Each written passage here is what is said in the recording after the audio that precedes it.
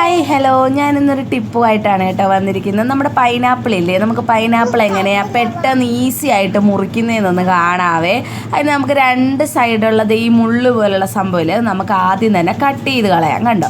അതിനുശേഷം നടുക്കേ ഇങ്ങനെ മുറിക്കാം കേട്ടോ. നമ്മുടെ പൈനാപ്പിൾ ഇങ്ങനെ നിർത്തിക്കൊണ്ട് നടുക്കേ ഇങ്ങനെ മുറിച്ച് കൊടുക്കുക. അപ്പോൾ നമ്മൾ സാധാരണ പൈനാപ്പിൾ നമ്മൾ വീട്ടിൽ കട്ട് ചെയ്യുമ്പോൾ ഒരുപാട് വേസ്റ്റാണ്, പകുതി മുക്കാലും പോകും അല്ലേ. ഇത് പക്ഷേ അങ്ങനെയല്ല കേട്ടോ. അതിനുശേഷം ഇതുപോലെ രണ്ട് കയ്യിൽ ഇതുപോലെ ആക്കുന്ന രീതിയിൽ നമുക്ക് കട്ട് ചെയ്തെടുക്കാം കേട്ടോ.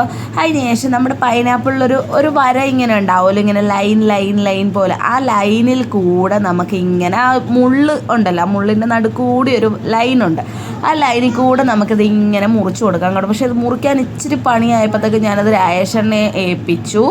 അപ്പോൾ രായേഷനെ മുറിക്കുന്ന കേട്ടപ്പോൾ എനിക്ക് അങ്ങോട്ട് അത്രയ്ക്ക് ഇഷ്ടപ്പെട്ടില്ല കേട്ടോ. അത് ശരിയാകുന്നില്ല എന്ന് എനിക്ക് തോന്നിയിട്ട് ഞാൻ തന്നെ മേടിച്ചങ്ങ് രണ്ടാമത് മുറിക്കുകയാണ്. ഇവിടെ പൈനാപ്പിൾ എനിക്കൊക്കെ ഒരുപാട് ഇഷ്ടമാണ്. പക്ഷേ ഇതിൻ്റെ തൊലി കളയുന്ന ഒരു മാതിരി പരിപാടി ആയതുകൊണ്ട് ഞാൻ മേടിക്കത്തില്ല. ഞങ്ങളിവിടെ രായേഷന് ദേഷ്യമാണ് ഇത് മേടിക്കാൻ, കാരണം അതിൻ്റെ തൊലി കളയുന്ന ഇച്ചിരി മെനക്കേടാണെന്നും പറഞ്ഞുകൊണ്ട്.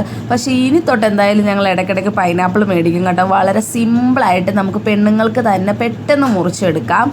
അതിനുശേഷം നമുക്ക് തിരിച്ച് വെച്ചിട്ട് ഓപ്പോസിറ്റ് ഡയറക്ഷനിൽ മുള്ളു ഭാഗം വെച്ചിട്ട് മുറിക്കാം. അപ്പോൾ എല്ലാം കൂടെ ഒന്ന് ചിന്തിച്ചിതറി, അതൊന്നും സാരമില്ല, നമുക്ക് എന്നാലും എടുത്ത് കഴിക്കാൻ പറ്റും കേട്ടോ.